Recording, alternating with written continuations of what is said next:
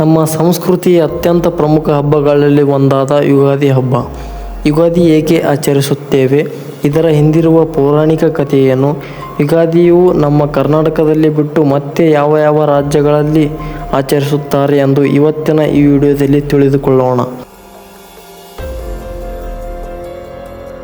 ಯುಗಾದಿ ಎಂಬ ಪದ ಎರಡು ಪದಗಳಿಂದ ಬಂದಿದೆ. ಯುಗ ಪ್ಲಸ್ ಆದಿ ಅಂದರೆ ಹೊಸ ಯುಗದ ಆರಂಭ.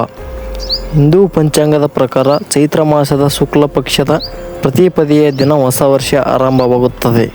ಪುರಾಣಗಳ ಪ್ರಕಾರ ಈ ದಿನವೇ ಬ್ರಹ್ಮದೇವರು ಸೃಷ್ಟಿ ಕಾರ್ಯ ಪ್ರಾರಂಭಿಸಿದರು ಎಂದು ನಂಬಿಕೆ ಇದೆ. ಯುಗಾದಿಯ ದಿನ ನಾವು ವಿಶೇಷವಾಗಿ ಬೇವು ಬೆಲ್ಲ ತಿನ್ನುತ್ತೇವೆ. ಈ ಬೇವು ಇದೆಯಲ್ಲ, ಇದು ಅತ್ಯಂತ ಆರೋಗ್ಯದಾಯಕ, ರೋಗ ವಿರೋಧಕ ಶಕ್ತಿ ಹೊಂದಿರುವ ಸಂಜೀವಿನಿ ಎಂದು, ವೈಜ್ಞಾನಿಕ ಸಂಜೀವಿನಿ ಎಂದು ಸಾಬೀತು ಆಗಿದೆ. ಬೇವು ಬೆಲ್ಲ ಕಹಿ ಮತ್ತು ಸಿಹಿ ಅಂದರೆ ಇವು ದುಃಖ ಮತ್ತು ಸಂತೋಷವನ್ನು ತರುತ್ತದೆ. ಇವು ಜೀವನದ ವಿವಿಧ ಅನುಭವಗಳನ್ನು ಸೂಚಿಸುತ್ತದೆ. ಜೀವನದಲ್ಲಿ ಕಹಿ ಮತ್ತು ಸಿಹಿ ಎರಡೂ ಬರುತ್ತದೆ ಎಂಬ ಸಂದೇಶವನ್ನು ಸಾರುತ್ತದೆ. ವಸಂತ ಋತುವಿನ ಆರಂಭದೊಂದಿಗೆ ಎಲ್ಲವೂ ಹೊಸದಾಗಿ, ನಮ್ಮೆಲ್ಲರ ಹಳೆಯ ಕಷ್ಟ, ನೋವು, ನಿರಾಸೆ ಮರೆಯಾಗಿ ಹೊಸ ಶುಭವು ಎಲ್ಲರಲ್ಲೂ ಹರಡಲಿ ಎಂದು ಹಾರೈಸೋಣ. ಚೈತ್ರ ಶುದ್ಧ ಪಾಡ್ಯದ ದಿನ ಯುಗಾದಿ ಅಂದರೆ ಹೊಸ ಯುಗದ ಆದಿ ಅಂತ ಆಚರಿಸುತ್ತೇವೆ.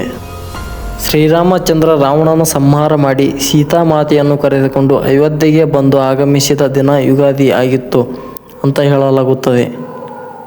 ರಾಮನು ದುಷ್ಟ ಸಂಹಾರ ಮಾಡಿ ಅಥವಾ ಕೆಟ್ಟ ದಿನವನ್ನು ಕಳೆದು ಶ್ರೀರಾಮಚಂದ್ರ ಮತ್ತೆ ಸಾಮ್ರಾಜ್ಯಕ್ಕೆ ಮರಳಿದ ದಿನ ಯುಗಾದಿ.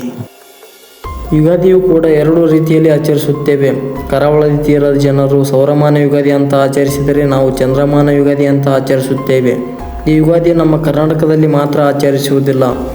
ಆಂಧ್ರ ಪ್ರದೇಶ, ತಮಿಳುನಾಡು, ಮಹಾರಾಷ್ಟ್ರ, ಪಂಜಾಬ್, ಕೇರಳ, ಪಶ್ಚಿಮ ಬಂಗಾಳ, ಹಿಮಾಚಲ ಪ್ರದೇಶ, ಅಸ್ಸಾಂ ಹಾಗೂ ಶ್ರೀಲಂಕಾ ಮತ್ತು ನೇಪಾಳದಲ್ಲಿಯೂ ಆಚರಿಸುತ್ತಾರೆ. ವಸಂತ ಋತುವಿನ ಆರಂಭದೊಂದಿಗೆ ಎಲ್ಲವೂ ಹೊಸದಾಗಿ, ನಮ್ಮೆಲ್ಲರ ಹಳೆಯ ಕಷ್ಟ, ನೋವು, ನಿರಾಸೆ ಮರೆಯಾಗಿ ಹೊಸ ಶುಭವು ಎಲ್ಲರಲ್ಲೂ ಹರಡಲಿ ಎಂದು ಹಾರೈಸಿ ಎಲ್ಲರಿಗೂ ಯುಗಾದಿ ಹಬ್ಬದ ಶುಭಾಶಯಗಳು. ಇದೇ ತರಹದ ಮುಂಬರುವ ಹೊಸ ವಿಡಿಯೋಗಳಿಗೋಸ್ಕರ ಸಬ್ಸ್ಕ್ರೈಬ್ ಮಾಡಿಕೊಳ್ಳಿ ಹಾಗೂ ನೋಟಿಫಿಕೇಷನ್ಗಾಗಿ ಬೆಲ್ ಐಕನ್ ಕ್ಲಿಕ್ ಮಾಡಿ.